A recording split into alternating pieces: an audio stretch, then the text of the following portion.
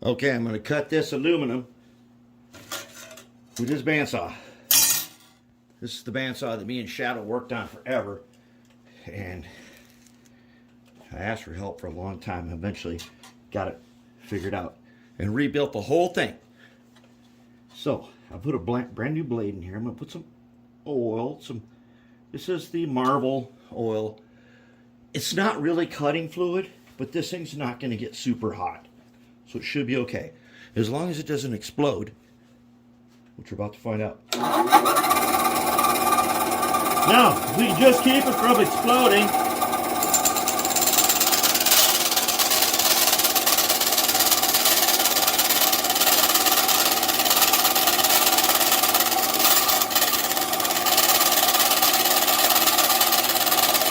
It's cutting like butter. Following my line exactly.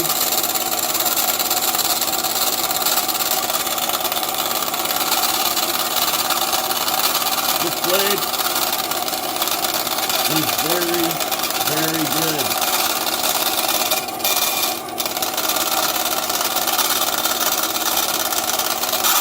There. Okay, we got it. Okay, it did not explode. That's good. Blade's awesome. Okay, this is our underframe. I made one mark on the front here. This is 0.2 inches.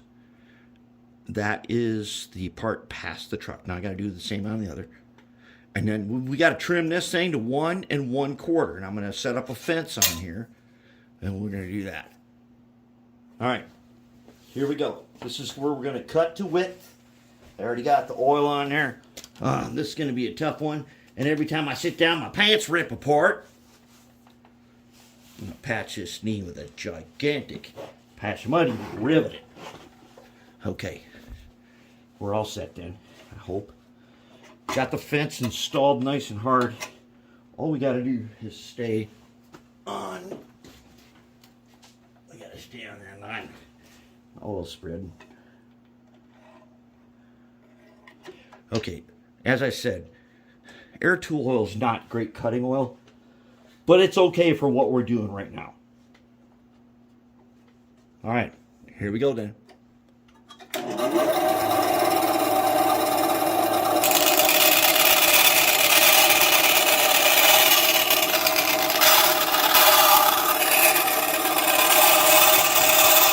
far, so good.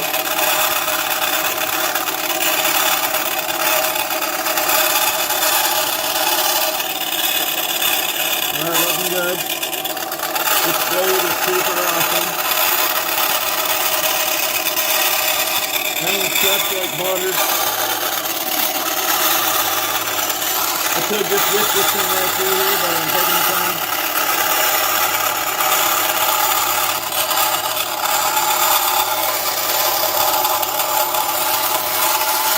Oh my Lord. Wow.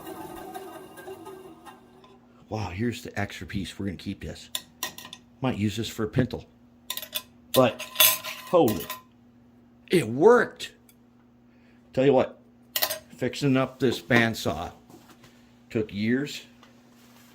But, hey, it's a craftsman that was never going to give up on it. I could have taken it back, but I felt like if it doesn't work, it's my fault. It wasn't, but I fixed it anyways. All right, sweet. We got the underframe 2 sides. Okay, so here's the plan. If we do this right, this is how much radius we can get. Because, you know, we got to have 15-inch radius. We have to. It's our standard. We can't have somebody that doesn't make the 15. Everybody makes it, so I think this standard is pretty good here. That definitely looks like it'll make 15. So I got it laid out like this. I don't know if you can see them lines.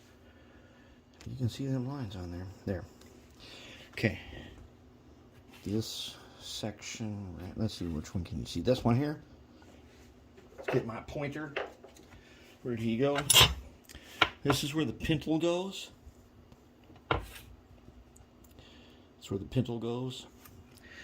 This box here, over here, this box here. That's the opening for the truck. Now at the pintle, we have to leave something. I'll figure out how much that is in a minute. I'm going to put this in the milling machine, and we're going to mill that out. Later, we'll mill where the motor goes, and then we'll have that. All right, and then we figure out how much pintle, then we'll be ready. Okay, we're going to rough it in. Got it marked out, got the pintle shelves marked out, and we're going to rough it in. Got this guy all oiled up, and we're going to rough it in. All right. I think we're going to start right. Make sure he's pushed down. Yep. Let's give him a tap. Okay. Okay. Let's go ahead and right there. Dial him in. Let's get him going slow.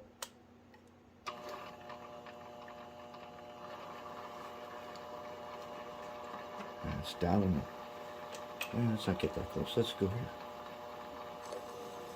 Okay. Dialed in. All right. Let's go ahead and rough this guy in.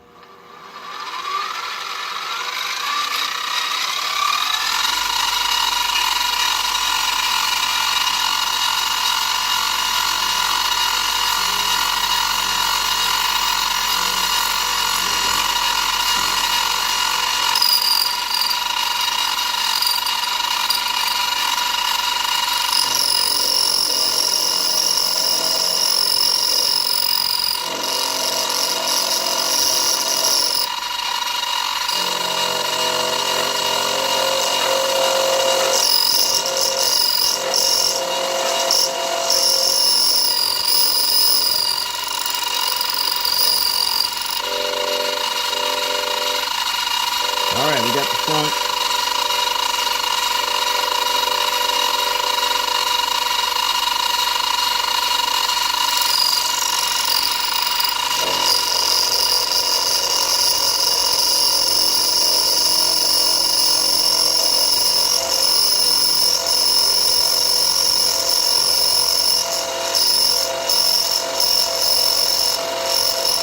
Yeah, it is big, guy.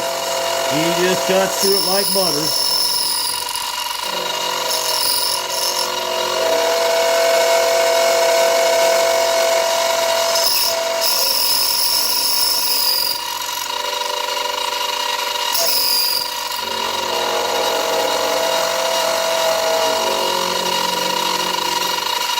Oh, nice. Oh, we got a little smoke going on. Let's, hold up. Let's just dust them off.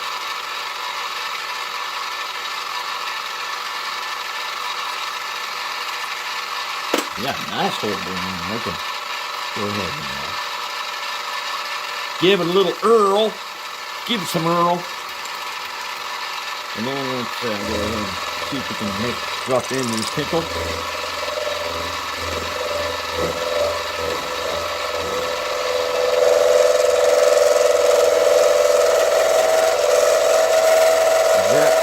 The spot? Yeah, I think it is.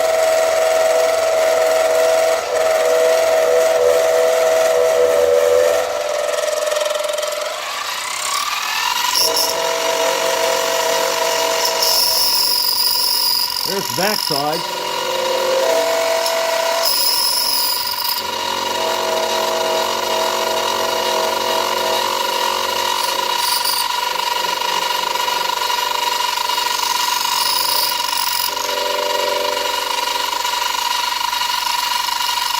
Get some of these dips out of there and you can see it.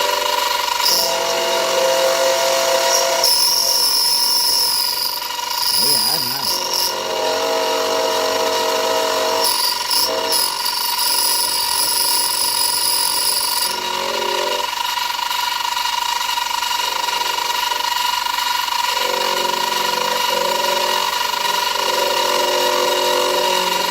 All right, we got one guy roughed in. That's pretty good. Now I'll go ahead and I'll do the rest. Now I'm going to change this to a smaller guy and sharpen it up just a little bit, if necessary. I don't know. Once I polish it up, maybe it's good to go. We'll find out. I'm going to flip it around and do that. And then I think we got it. Okay, we got our underframe. It's looking pretty good. It's probably time to mark it front and rear. So let's go ahead and take our guy and mark front. Do it on the back, front. We'll do it on the side, front, front. Because we're going to paint this guy. Now we need a pintle. And we're going to use this. We need a pintle. I'm just going to go across here. And I know the exact height to make it. And I've got some lead that will clip off. And like the 280s, this is the time when super glue is really good for stuff. The other thing we have to do with this pintle, we've got to put a hole in it. And I'd like to use this 5/64 brass rod as our pintle. We can put that through there. And if I drill the hole just right, I'm going to be able to, I'm basically going to be able to super glue it in place, which is what I really want. And it'll stay. And then I can trim the end of it once I got it. So what I'm going to do is I'm going to cut this. I'm going to put a hole in there. I'll use our center finding method of the X. Put a hole in there and install pintle. And then we will be ready to see if we line up with the motor. Alright, so I thought I was going to do center finding using the X method that we normally use. But then, as I was laying it out, I thought, you know what? No. We're going to use the milling machine to do that. So what we're going to do now is we're going to drill holes. And I thought this rod we were using, I thought this was 5/64, but it's not. It's 3/32. So we're using a number 36, I think. 36 or 37, something like that. I'm going to get 2 holes in here. And then I will cut this, and then I will fasten it. Then I will mill it. So take the drill press, see if we can get this hole. I made a little starter so that it would automatically find its center.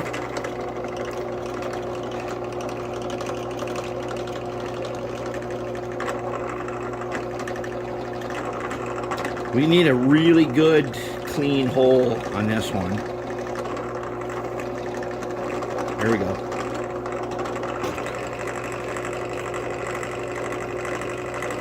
I got this thing on the slowest possible speed, so it's okay if I do that. Okay, now, so we gotta do another one. Okay, so he automatically finds the spot because I started it.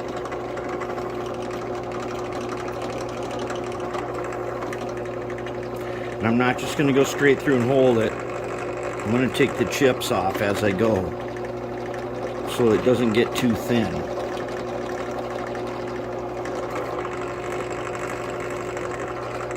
And I can feel this aluminum heating up from this. Okay, there we go. Got it. Now I'll clean this up on the grinder. Then I'm going to cut it apart and I'm going to fasten it in place. And then we're going to mill it again to make it perfect. Alright, we're ready to mount these pintles. Sort of.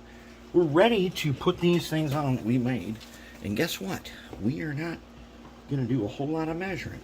Okay, so we measured, and I marked in blue, basically where these guys are.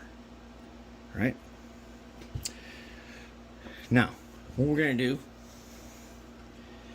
is, so this is lead right here. It happens to be one of these guys I cut with the wire, with the big chopper here, the big side cutter. Okay, cut it into 4 pieces, and then I flattened it on the anvil, just a little tiny bit. Cleaned it up and roughed it up, and I super glued it into place. For some reason, I've had really good luck super gluing lead to aluminum. I don't know why. It just works really good. Okay, so now what I got to do, and I have marked, I've measured. This is 1 1/4, and so it's 1.2 is what this thing says. It's not 1 1/4. It's 1.2, and I marked 0.6 center line down the whole thing. So all I have to do now is super glue this with that hole centered, and I got to keep it the ends inside the blue Sharpie that I use. I took a Sharpie and I colored in the spots where this thing goes. Okay, this is not complicated. Anybody can do this. This is super easy stuff here. And notice we're not using any precision instruments or anything. Okay, so what I want to do though is I want to set this on top of this ruler. All right. I'm gonna have to use two. I'm gonna have to use two of them to so it doesn't bend over at all. Just want to stabilize it. Okay, so I got two of these rulers. You can never have enough 6-inch steel rulers. You just can't. All right. So what? Oh no, that's nice. That's actually like really nice. So what I can do here, man, I can line this.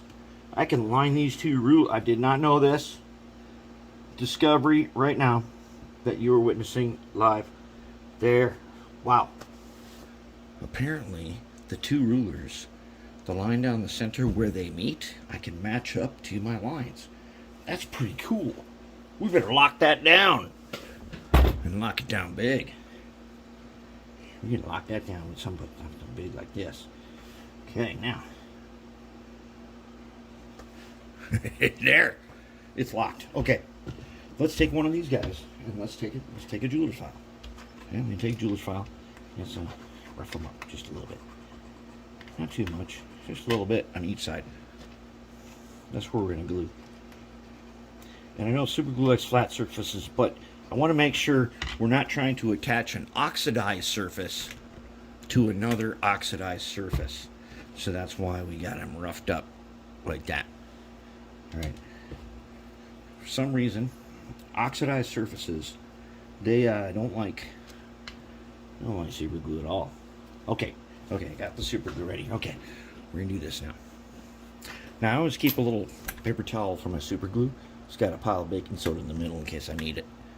Like if this gets too out of control, I will come in with the baking soda. Let's get the baking soda guy ready. You take a number 17 blade, which we should have right about here. And you put this guy near your baking soda. Okay, now we're going to go ahead and we're going to put a bunch of super glue on here. We're going to put a whole bunch on there because we really don't care. We're going to be milling that out. We're going to be milling it to shape later. Okay, now what we want is to line up this hole. We want to put it in the blue, and we're going to eyeball this. Yep, we're going to use the Mark 1 eyeball and center that hole upon the line of the two rulers, which apparently are pretty good, and put this thing in the blue with the hole centered on that line, just like that. Maybe. Okay, there's a whole lot of super glue. Did we get in the line? But it doesn't really matter now because it is locked in place. Good to go. Yeah. Look at that. Anybody can do that right there. Okay, that's going to lock down nice because super glue loves kind of flat surfaces touching each other. And that's what we got. Okay, let's do it again. One more time. One more time. Let's get this guy on the two rulers and then lock him down with that big guy. Okay, here's my mark. Here's my mark.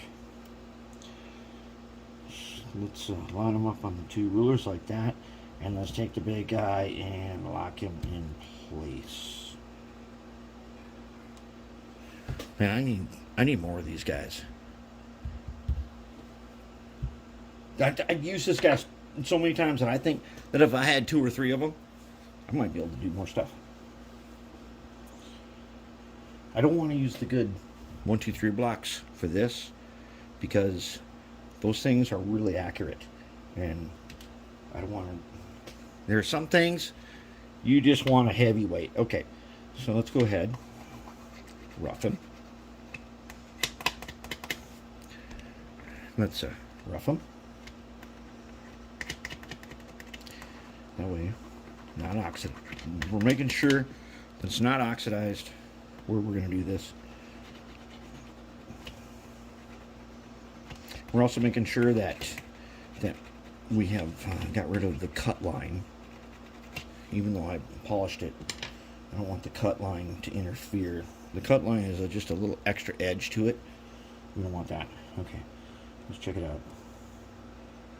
Oh yeah, that's going to be perfect. That's going to be nice. Okay, here we go again. Super glue. Going down. I'm making a pool of it because I got time to wait for this to dry. It might take 10 minutes, and I'm okay with that. Okay, so now here we go. We're going in.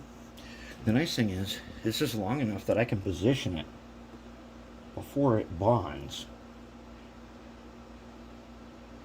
Center the hole over the line, and down we go. We're locked in there. That's where our pintle goes. Now check this out. Here's our actual pintle. He's gonna fit, ooh, just like that. He's gonna get super glued in there, and then we're gonna trim him to the right length. That is gonna be awesome. All right, we got it. We've got our underframe. Okay, let me tell you something right now. So I put these guys on. As you know, I use this lead. So there's lead, then aluminum, and super glued. I'm gonna tell you right now, if you're doing this yourself, this is way easier than using the milling machine. This, finish this off. The milling machine broke this thing off a bunch of times. No matter how careful I was, it broke it off a whole bunch of times. And I ended up using that guy. Now, I'm not a big fan of grinding lead. I don't like it, so I use the shop vac a whole lot, and I wash my hands a lot while doing this. But if you're going to do it, that's the way I would do it. That's the way I did do it after so many failures. Okay, so now we got ourselves an underframe. There it is. All right, we got a platform. Now we'll figure out. We are going to need to actually not put in an opening right here. We're going to actually need to shim to get to the perfect height. And that's a good thing. That's great. We are going to need to pile on a bunch of lead under here to make a fuel tank. That we know how to do. That's no problem. That'll be tomorrow's problem. But right now, we have a very sweet underframe. And there it is. I did it. You can do it. You can do this with hand tools. Everybody can do this.